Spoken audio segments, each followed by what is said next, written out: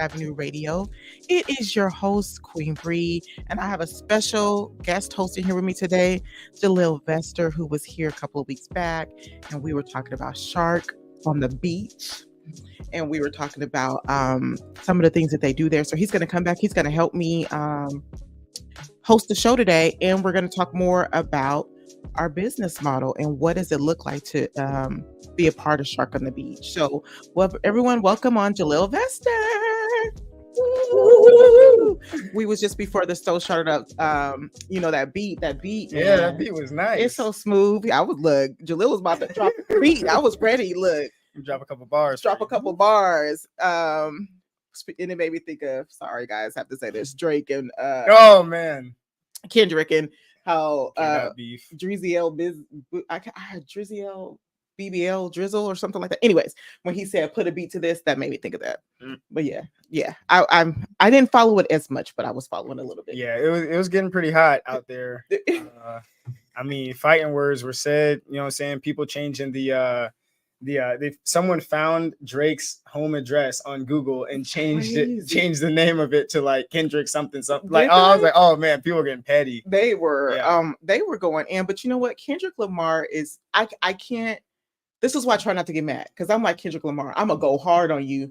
Like, I'm gonna be calm while you talk the noise, but if you keep going, then I'm gonna go hard and I'm not gonna let up. Yeah. So I'll be like, it was juicy for the culture. To the point I don't even listen to rap like that, but I was listening, and then I'm not a Drake fan, but to be fair, I listened to the songs. Right. So you could assess where it's coming. And I still didn't like it.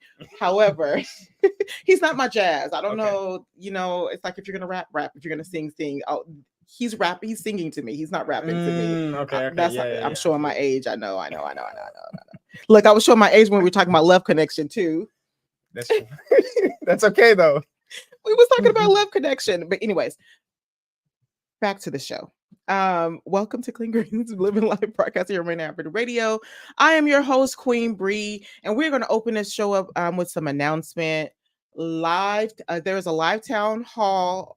Did I say that right? Yeah, live town hall on Chinatown and International District Light Rail, May 29th, live on Rainier Avenue Radio at 6 p.m. So join us for a live town hall. I read that too close. That's why it didn't make sense to me. A live town hall on Chinatown and the International District Light Rail, May 29th, here on Rainier Avenue Radio. So please tune in and hear about the things that they'll be talking about. There'll be a live panel, and you can check it out on Rainier Avenue Radio. We are also have our CSAs up and running. So if you would like to purchase a small, a large, or a single CSA, we have one for everyone. And the CSAs is buy one, gift one. And what that means with buy one, gift one is when you buy a CSA, you can gift it to whoever you want to. We do have a free community giveaway. So this helps fund that free community giveaway. So you can also give that free one back to the community, or you can choose a family and loved one that you want to also take a part in this. I'm so excited about our farm season that'll be coming up soon. June 29th is when we'll start our CSAs. We have a location in Northgate. We have a location in Aurora, a location in West Seattle, and a location in Seattle. Please go to our website at www.cleangreensfarmmarket if you are interested in purchasing it.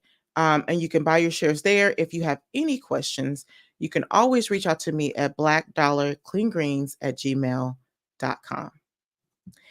So I think it was yesterday. Yesterday was National Bee Day. No, not National, World Bee Day.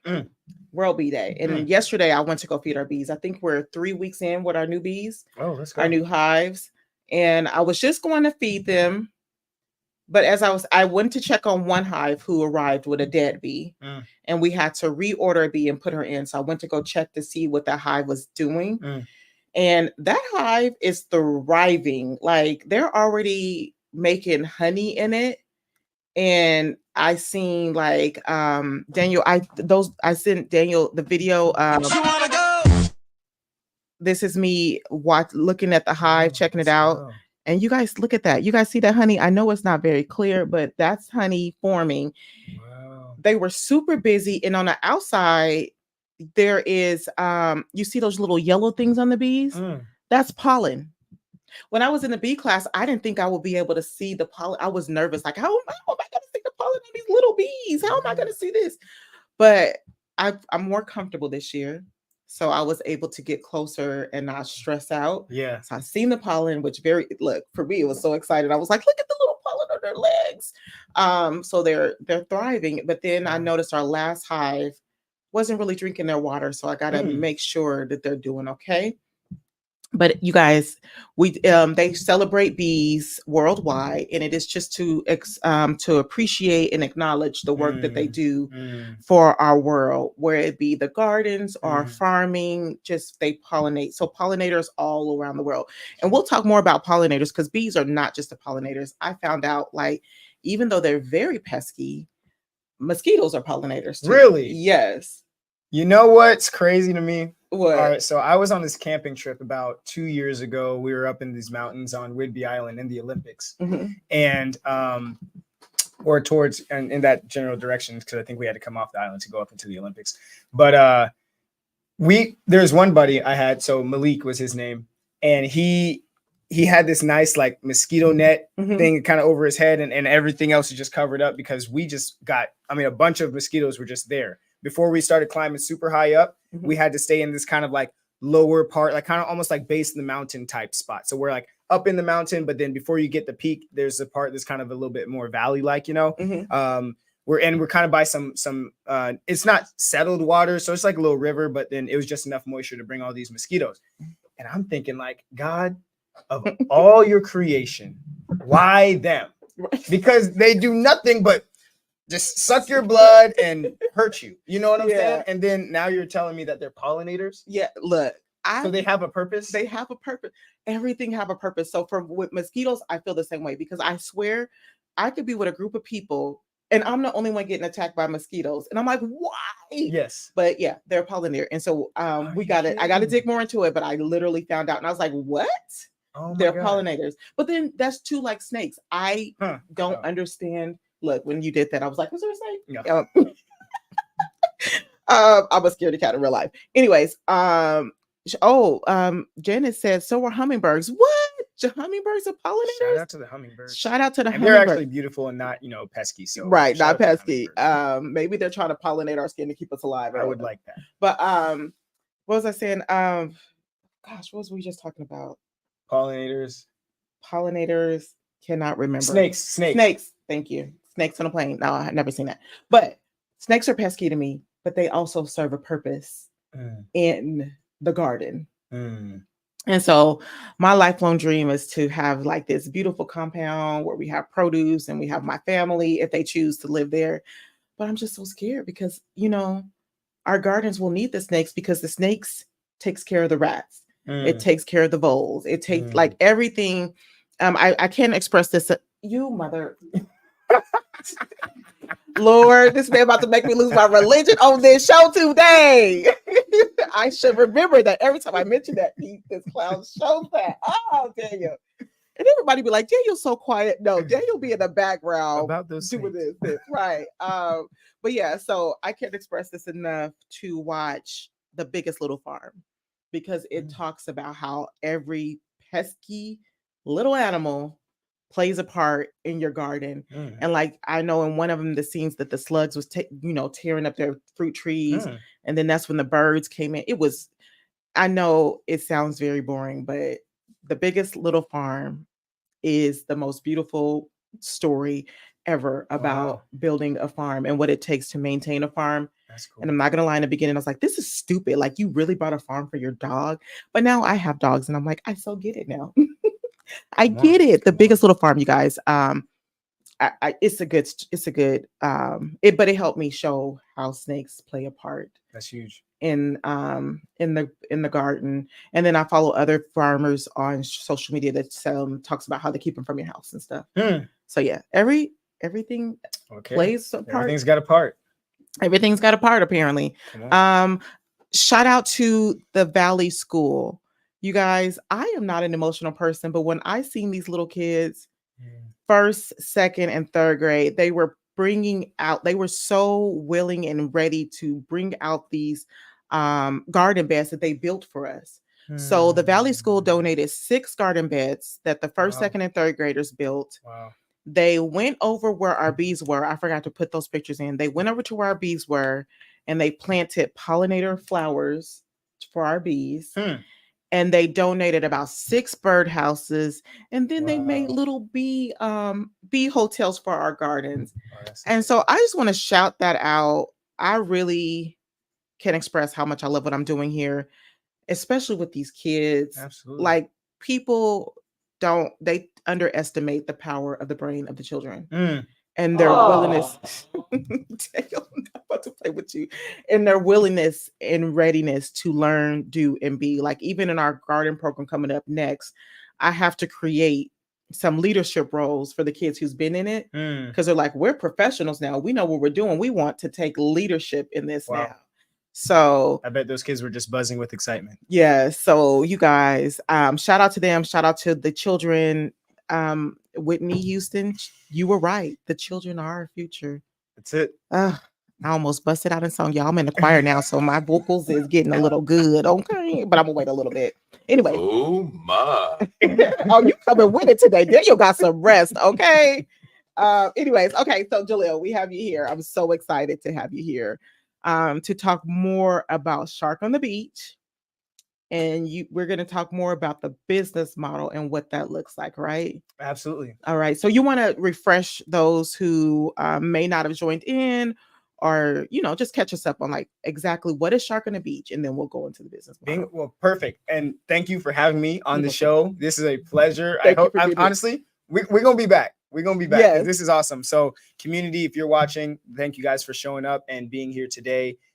Big shout out to Valley. You said Valley Harvest School? Valley School. The Valley School. Oh yeah. And people don't know that they're there. They're like over in, what is that called? Is that the Valley? Like over by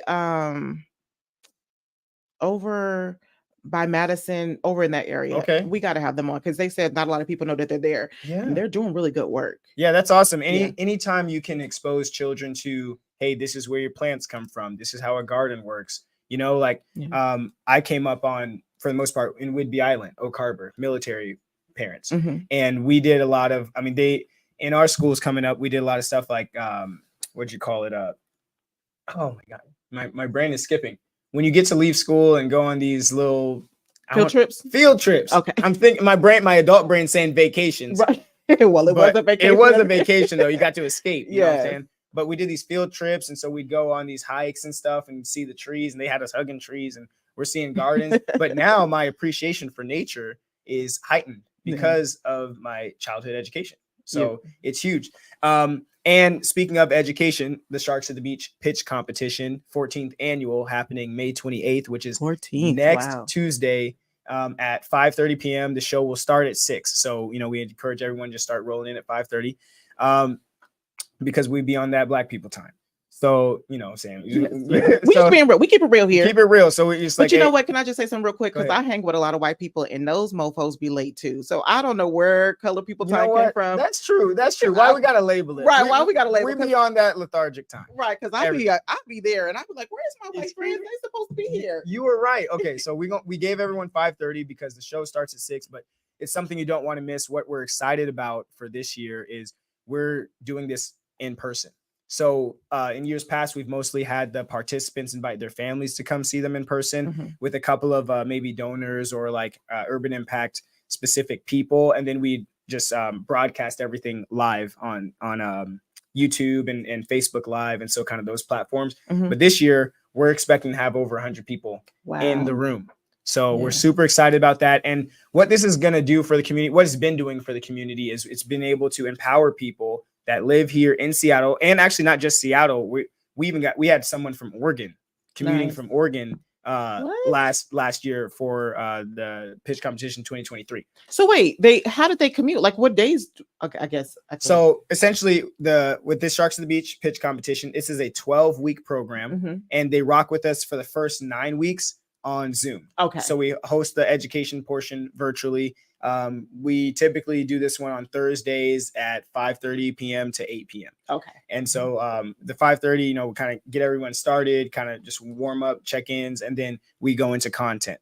So during that phase, this 12 weeks, we're bringing people through the business model canvas. Mm-hmm. And so I think I have an image of that. If Dan's got it, maybe you can pull it up. If not, we can just kind of talk loosely. Yeah, here we go. So the business model canvas is something that is core to our education curriculum. Mm-hmm. This is what we bring these entrepreneurs through. So when they have an idea, they say, hey, I want to start my own business. Well, what is that going to look like? Well, who is your customer? So we teach them and talk about building your avatar. You got to know that person, give them a name. And the more specific that you can be, the more that you can see them, then the better you can serve them. And so that's really the heart of business in itself. It's not about you or this business idea that you had or this cool name of a business because you thought it was clever. It's not about you. Like the heart of business is about service. Yep. Holy Scripture tells me the greatest among you is the servant. That's the business plan. Oh, what's my business plan? The greatest among you is the servant. So who do you want to serve? Come on. Who do you want to serve? And at what level can you serve them? Mm-hmm. Maybe base layer is solving a problem. And now you're, and then once you solve the problem, what is their experience when that problem is being solved? You know what I'm saying? So if you have a product, maybe it's delivering the product, but then your next level is, well, how fast will they get it? What packaging will be there? Will I include a thank you card? How will I follow up with them to see if the product is serving them well or not? You know what I'm saying? So knowing your customer, and then I kind of flowed right into the problem. What is the problem that you're solving? If it's a service, maybe like, you're in real estate. So you're helping someone purchase a property or sell a property. That's something that I do as well in the commercial and residential world. So my clients, I'm helping them. I'm ultimately giving them an experience. That's the problem I'm solving. I'm helping them to negotiate. I'm helping to educate them steps at a time. You know what I'm saying? Making sure everything's good. I'm anticipating needs. I'm doing check-ins and I'm going through paperwork to make sure that they're protected. So what's the problem that you're solving? And then we kind of flow into, okay, well, what are alternative solutions? Because you got to know the market. You got to do your research. And something actually is super interesting is you can hook up with the King County library system and literally go in there and they will help you do market research for your business. Yeah.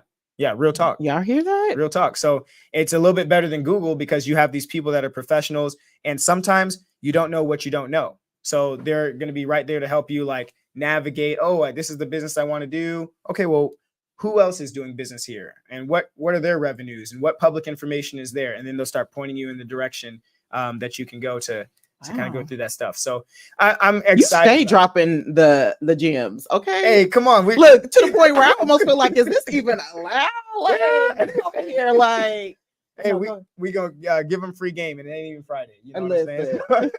Well, you guys got a whole couple of days to get it together. Come on. So, but these right now we had a dude, he dropped off. So God bless him. He had just life is lifing sometimes for people. And we find that the Sharks of the Beach pitch competition, it's one of our programs you have to apply to be in. So we have some programs that are open to all. And then a couple of our programs are application based. So not everyone makes the cut because we ultimately want to see, well, are you willing to show up? That's one of the main things we're looking for. Are you going to show up? Can you show up consistently? Are you serious about this business that you want to bring into life so that we can help rock with you, And then over time, eventually some people kind of just take themselves out of the equation, and what I've kind of found is anytime we are trying, and this is just as a human race, anytime we start attempting to make progress forward, the adversary starts just throwing things in our direction. And then you get all these distractions. You know what I'm saying? I almost. You ain't telling the truth right now. Come on. This is real. It is so real. And it's like, it's so real. It's so predictable. It's almost to the point of like, that's crazy. Like, you know what I'm saying? It's almost like not even crazy. And to your point is I decided to step out on faith and start doing this dream. And I don't know. I kind of feel like, you know how they say, oh, look, okay. So long story short, come on. I'm going to apply for law school. Come on, let's go. And I promise you, when you said that, that was me this weekend where I ordered the books to study for the LSAT, and the first book was stolen off my porch.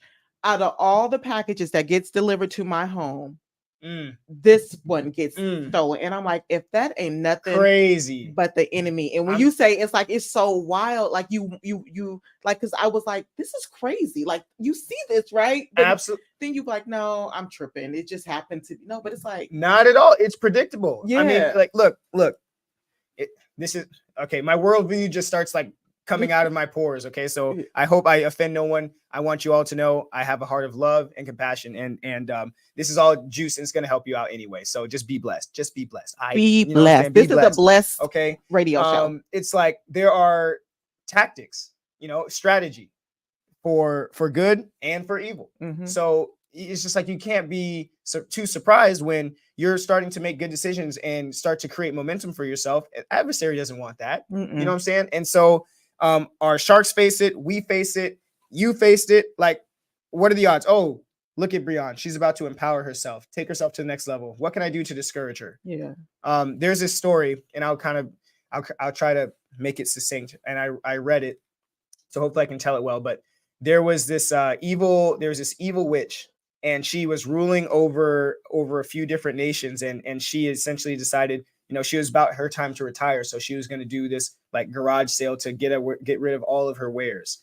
And so these other ones came, and they started buying this thing and buying that thing. But then there was this one little special tool that she had, and someone picked it up and they wanted to buy it, and she's like, nope, you can't take that. That's that my niece is going to inherit that. You can't take that one. You can't buy this tool. So she took the tool back.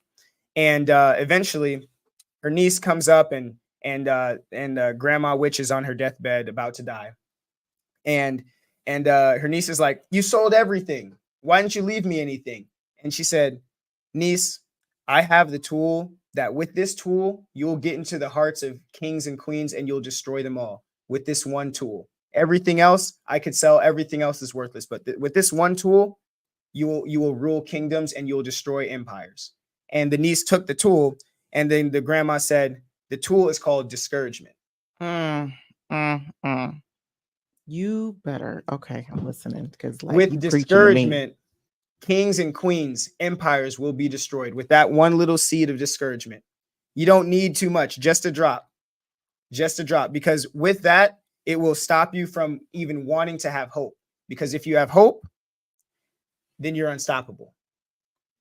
And so our entrepreneurs, one of the things when we're rocking with them is just encouraging them, because what they're doing is they're learning to let go of a former frame of thinking in order to start leaning into a new frame of thinking. It's an uncomfortable process. It is. Yeah. But as you start to lean into the discomfort, I mean, whether they win the money or not at the end of this pitch competition, they will have gained something new. They will have gained a new experience, and they'll gain self-confidence in knowing, I did something hard. I did something challenging. Life was going on, and I still showed up for 2.5 hours every week for 12 weeks. I spoke in front of people. Public speaking is one of the biggest fears that people have, period. And they will do that in front of these people. And now they're going to make connections, and they will now have something that can never be taken away, which is exposure and experience. Once you've been exposed, you can never be unexposed. Once you've experienced, you can never unexperience. And once you have done something for yourself outside of your comfort zone, boom, now you have another flagship story to tell yourself. So the next time the enemy tries to bring that discouragement to you, hope is when you look back. So there's this book called The Gap and the Gain. All right. This book really helped me because I'm telling you, there's this book, The Gap and the Gain. And I struggled with, I would often cannibalize my successes. So, oh, hey, here's this goal. I want to hit it. I hit the goal and I'm like, oh, that's not enough because I need to do more. Oh, and this is when I was a loan officer. So I was in the finance space of real estate for the first 4.5 years of my career. And so I'm like, oh, I did 2 loans a month. Oh, but it's not 4. Oh, I need to do 4. Oh, but it's not 5. Oh, it's not 5. Oh, it's not 10. And then, poor people around me, if I'm doing that to myself, what am I doing to everyone else? Right. So now it's like nothing's ever enough. I'm never satisfied. I'm always striving. And in one aspect, the company is like, oh, that's great. You know what I'm saying? Oh, yep. Shout out Dan Sullivan and Dr. Benjamin Hardy. Thanks, Daniel. Great book. And so a mentor of mine gave me this book to read. And as I started to read that book, I realized, oh, wow. Essentially put, the main concept of that book that I drew from it was, when you measure your success from where you are to where you want to go, that's when you're in the gap. And you'll never attain happiness. You'll never be satisfied because you're always striving for something that's outside of yourself. But you can have infinite happiness and infinite gratitude when you look backwards and say, hey, I might not be where I want to go, but look where I've come from. And then for us as believers, look at what God brought me through. If he could bring me through that, then what is this next thing? You know, I was in this meeting this morning, and this man said, we often talk to God about our mountains, but what if we talk to our mountains about our God? Y'all, this is, you know what I'm saying? Okay, look, okay, we're at the end of the show and we got to end right there. Daniel, the fastest fingers in town. Okay. Listen, he be with it. We got to end right here. And I hate to end right here because Jaleel, I promise you, we gonna have him on the show. Look, we still on for the every third. Hey, yeah, let's run it. Okay. Let's run it. So he'll be back next month on a third Tuesday. And then you know what? Maybe if possible, we'll have one. If not, then have the people someone who won the Shark. Yes, let's bring somebody on, talk about their business and the experience. That would be awesome. Yes, so let's do that. Yes, I love that. So I'm excited. I almost low key want to be like, you want to be my co-host? But you know what?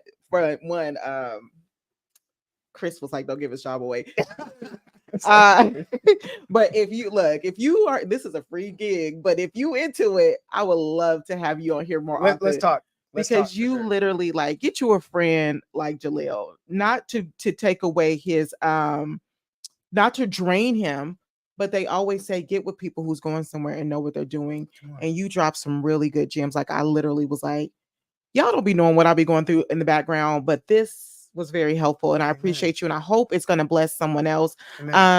Karen said that's good stuff. Thanks, Jaleel and Queen Bree. Bless you. That's our first lady. This radio show, we could talk about God and talk about our blessings here. Okay, come on. But I really appreciate what you're doing. And you guys check out Shark at the Beach. Will it be ran live or anything? It will be both in person and live. So if there's a flyer there and there's a QR code on there where they can register. And so I got that too, so we can get that on everyone's platforms. But yeah, Emerald City Bible Fellowship Church is the location. 5:30 p.m. Come through. There is parking, but you'll likely, I would suggest, it's Seattle. So find somewhere you can park, walk to the spot. We're expecting over 100 people and we're really, really excited about it. And I'm excited. It's going to be cool. Okay. I want to register because I want to bring my daughter who is 13. Let's go. No, she's 12. She'll be 13, but she's starting her crocheting business. Yes. And she's like, the things that you do. Okay. Daniel, I promise I'm gonna quit after this. The things that we do may not be big to us, but it's big to our kids. Bingo. So when I started Mary Kay, where all the other people were questioning me, like, Mary Kay, why? Like you're a director of a farm. It inspired in my kids something. So now she wants to be a businesswoman. My son wants to start his business. So I just had to order his seeds. So y'all be looking out for Coriel's jams pretty soon. So we will be back and we will continue this conversation. All right. Tuesday, in spite of the rain. Bye. Everything has a purpose. The rain is has a purpose. Yeah, it's growing us. All right.